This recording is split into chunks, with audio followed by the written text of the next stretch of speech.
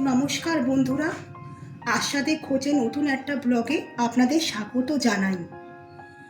আজ আমি তেল ঝালে মুরগির ঝোল রান্না করব আলু দিয়ে। এর জন্য আমি 1.5 কিলো মুরগির মাংস নিয়েছি, যেটা আমি ভালো করে ধুয়ে পরিষ্কার করে নিয়েছি।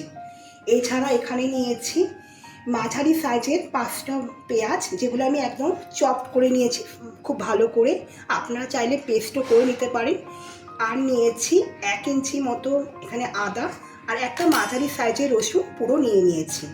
ফোড়নের জন্য নিয়েছি শুকনো লঙ্কা, তেজপাতা, 4টে এলাচ আর দারচিনি।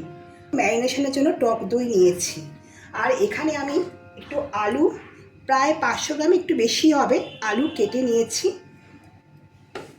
আর এখানে সব গুঁড়ো মশলা নিয়েছি, হলুদ গুঁড়ো, লঙ্কার গুঁড়ো, জিরে, ধনে।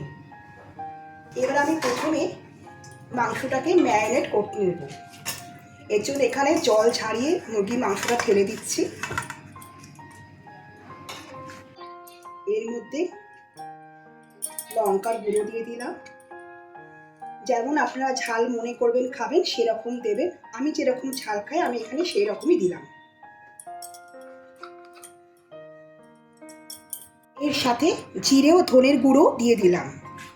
আর এখানে 200 গ্রাম মতো টক দই আছে, এটা আমি দিয়ে দেব। এখানে একটু সর্ষের তেল আমি অ্যাড করে দেব।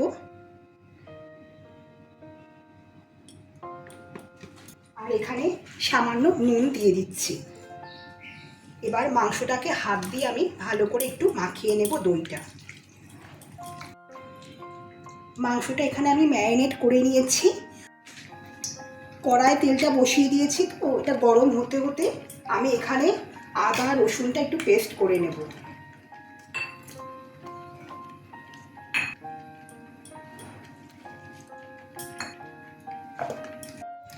এখানে আদা রসুনটা পেস্ট করে নিয়েছি।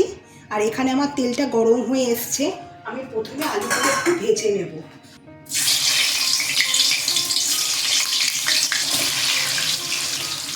একটু নুন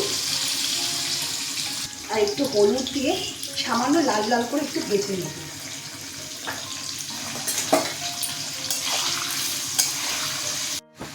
আলুগুলো এখানে মোটামুটি একটু ভাজা করে নিয়েছি।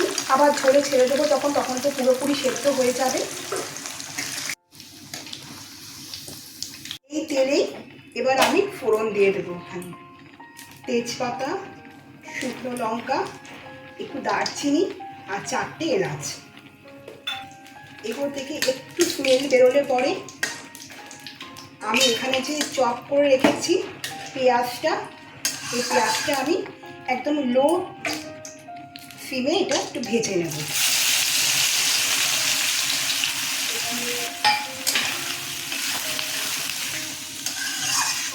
খুব হাইতে ভাজবো না।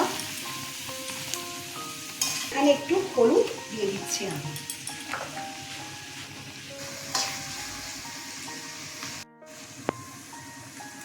আচ্ছা, এখানে দেখুন এই ভাজার থেকে না তেল বেরোতে আরম্ভ করেছে।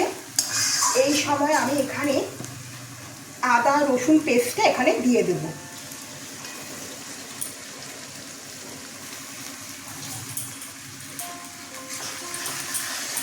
এটাকে একটু কষিয়ে নেব যাতে নাকি আদা রসুনের কাঁচা গন্ধটা না বেরোয়। আর এখানে আমি ম্যারিনেট করা মাংসটা দিয়ে দেব।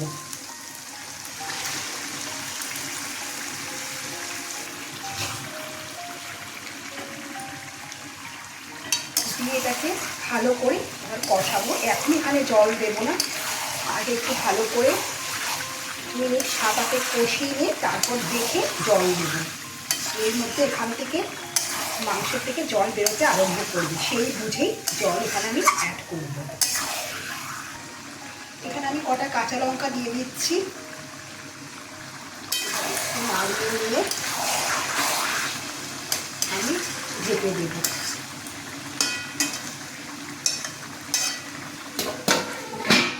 কিছুক্ষণ পরে ঢাকা তুলে দেখব। এবার আমি একটু ঢাকনাটা উঠিয়ে একটু মাংসটাকে নেড়ে দেব। দেখুন কত তেল বেরিয়েছে।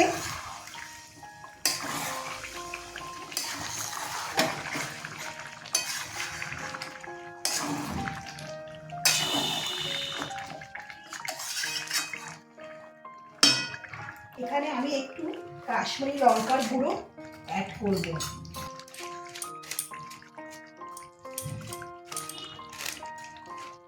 এবার একটু ভালো করে নাড়িয়ে দিয়ে আমি আবার ঢেকে দেব।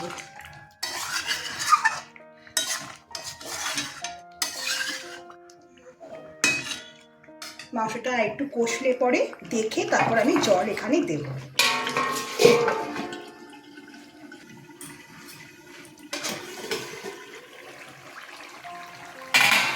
দেখুন মাংসর থেকে কীভাবে তেল বেরিয়েছে।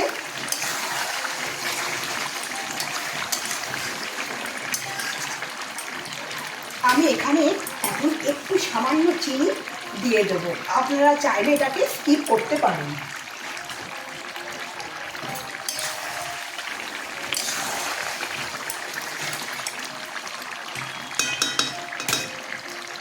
এখানে আমি আলুগুলো দিয়ে দিচ্ছি।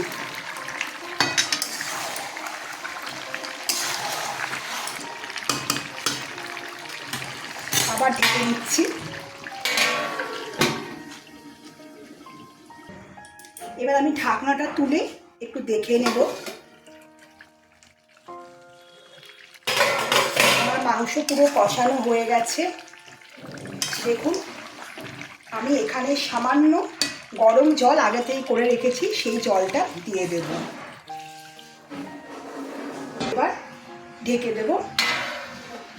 ফুটতে শুরু করলে পরে আবার একটু দেখে নেব।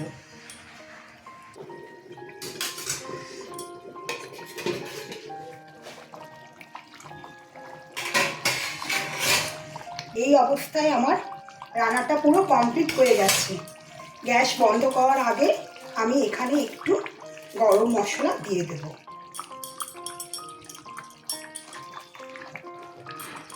আমার ভিডিওটা যদি আপনাদের ভালো লেগে থাকে তবে অবশ্যই একটা লাইক, শেয়ার এবং নতুন বন্ধুরা সাবস্ক্রাইব করে দেবেন। আপনারা ভালো থাকবেন, সুস্থ থাকবেন। আমার ভিডিওটা দেখার জন্য আপনাদেরকে ধন্যবাদ।